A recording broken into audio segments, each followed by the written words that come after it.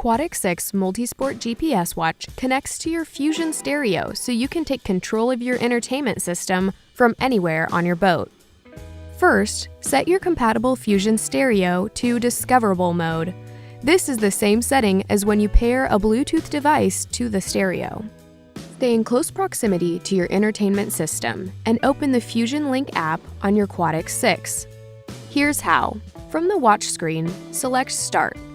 Click through to Fusion Link, and then press Start again. Open the Fusion Link app. Your watch will automatically pair with your stereo unit. After this initial pair is complete, your watch will automatically connect with your stereo unit when you open the Fusion Link app. Once paired, a number of control icons will appear on your watch face. Use the up and down buttons on your watch to scroll through these new icons. When you find the one you're looking for, press the Start button to select.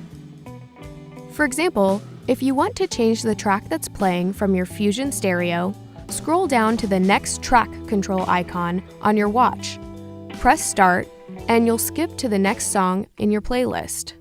If you really want to turn the song up, scroll to the Volume Up control icon and press the Start button as many times until you reach the desired volume level.